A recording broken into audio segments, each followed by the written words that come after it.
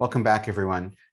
So for the last few minutes here, we're going to have a group discussion, Q&A, moderated by Professor of Games and Learning at the Parsons School of Design, John Sharp. Come on in, John.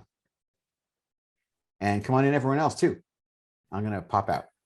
Well, thank you. Go on. Thank you, everybody else from the studio, for having us today. Thank you all, artists, for your awesome talks. I know y'all's work fairly well from the last 18 months or however long we've been on this trip together. But every time I speak to you and I hear you all speak about your work, I'm learning more and more. So thank you again. So first question, which whoever is moved to speak, we'll conduct this kind of like a Quaker meeting. Those of you who want to answer one of my questions, please do. If you do not want to answer it, then please don't. I'm really curious about how getting in the weeds with your amendments has informed your thinking about the amendment you've been working on. As you've moved through the project, did your initial impressions and sort of the impetus for your work change at all, or did you become more strong in your resolve and your interpretation and feelings about the amendment you worked on?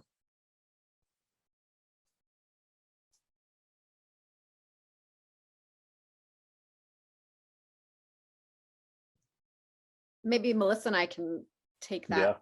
Yeah. Awesome.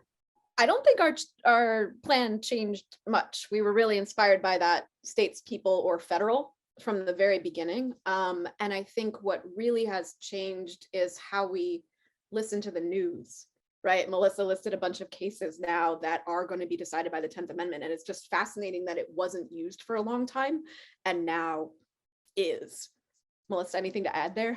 Yeah, no, I think that's pretty much it. Just the context is evolving right in front of us with current laws that are being passed, especially with abortion and LGBTQ rights. So, you know, the original conceptual designs haven't changed much, but definitely reinforcing that understanding just with many of the amendments with contemporary events. I would say that, like Meg pointed out, we had a very elaborate plan in terms of the installation, but then went on a site visit. And that part, just the physical piece, we were like, oh, we got to scale this back. So, but knowing that this exhibit will show in other venues and it's possible to do other iterations of the piece, and seeing that there is another piece online and we're kind of interested in doing something similar. Yeah, just also being responsive to the site is another part of the iteration process in the 10th Amendment piece. Cool. Anyone else have any thoughts on that question? Sure.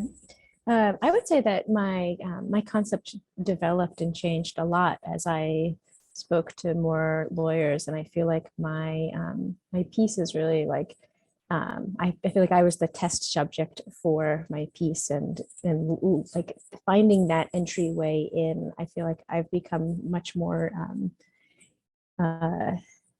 engaged and able to articulate why I think our punitive justice system is broken, but also try to like really find like a very specific small way to talk about that. And that was definitely the hardest and most interesting thing to me.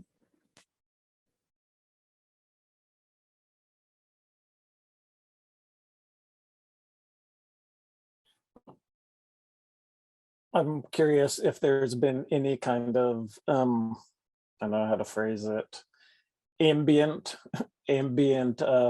bleed from being part of this project and thinking about some of the other amendments in the Bill of Rights. If any of you are now inspired to maybe think about or maybe wish you were working on one of the other amendments in the Bill of Rights. I can respond to that just a little bit. Just at a high level, I think all of the pieces that I've seen I just want to congratulate the artists because their interpretation of the amendment has made me want to dive deeper into each one. Like, I really feel that each artist, through their discovery process, has brought to the surface a lot of very tangible concepts behind these amendments or legal speak. And I'm really thankful to have learned so much. Yeah. So thank you. Yeah, I always thought that 9 was the weirdest one. And I have no idea. Like, I kind of want to look up the history of it now and see what cases have revolved around it and what are these hidden rights. But Ryan, that project seems so insane. I can't wait to sit down at the terminal and give that a shot. Yeah, thanks. It's funny, like, for me, like I was kind of like, honestly, like I was looking at the amendments and I was like, should I apply for this thing or not? And then I read this one and it just immediately, like, I mean, it was like all of the kind of tensions and frustrations that had built up at the beginning of the pandemic, like just kind of like just came and like slapped me in the face, so to speak. Like, and that is sort of like the grasp that amendment has had on like my kind of my personal interpretations of what's been going on around me, like actually hasn't changed. And so there was a point at which I thought, oh, I wondered if I was just really strongly projecting a very personal reading onto it. And so actually when I met with Leah Rosen, the legal advisor on this, I basically asked her, like, it seems like this amendment would both like support a notion of like privacy rights as well as like forms of extremism or violence. And she said, yeah, basically that it is vague enough, for them. That's perhaps one reason why I don't think that the 9th has actually been a deciding, I don't know if the terminology is like citation in any like major cases. It was part of a few very important ones, but it wasn't ever like the main amendment cited. So anyway. Fun fact, when we first put the call out, we assumed we were going to be inundated with First and Second Amendment proposals. And actually the 9th and the 3rd were the two that yielded the most proposals. And the only reason I can guess that with the 9th was Radiolab's podcast More Perfect did an episode about the 9th Amendment, which made it sound really kind of cool and mysterious.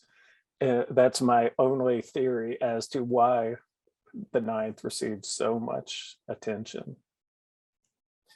Yeah, the pandemic, it came up a number of times in your presentations, and I feel like has really,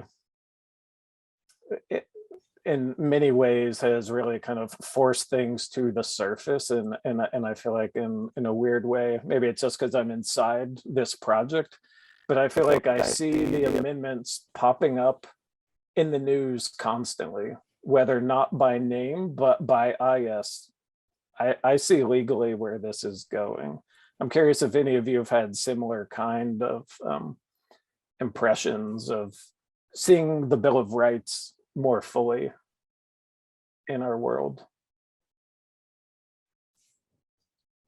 Well, I can speak to that in terms of the 7th Amendment, a right to a jury trial in civil cases, because the news for the last 2 years has been so contentious. And without naming names, I know there are a lot of people in politics that were waiting for the other shoe to drop and consequences to come from crimes. And it seems like ultimately one of the mechanisms that I'd never realized was so robust is civil liability.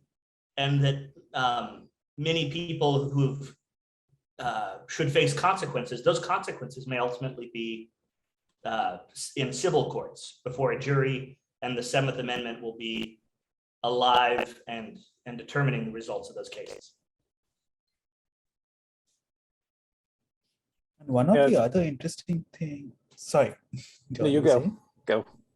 Yeah, I mean, one of the other interesting things I kind of noticed around this was like how many, because of the nature of how our digitally mediated lives changed, juries were being done on Zoom. Immigration laws, for example, are completely okay with people staying outside. The residency requirements of the country for being in the country has been changed. So I can basically do this talk sitting in India where I'm still allowed back in America. So like those kind of the nature of technology has also kind of made some of these laws much more interesting than they probably were before, because of the sheer nature of our presence, of physical presence that has changed so dramatically. Like even with the third law, like what does it mean for a soldier to come inside your house where our lives are based? Yeah, like there's so many of these issues that have been brought to the surface because of technology. I mean, I think hand in hand with the pandemic was the murder of George Floyd, Breonna Taylor, Ahmaud Arbery, and all of the other lives that were lost, as well as that increased pressure on immigration. And so like all of these things have really combined to really draw our attentions to the Bill of Rights and what these rights actually are and are not for us. One last question. Playable works, all works are prone to interpretations that may or may not have anything to do with what the creator had intended, but I feel like playable works are particularly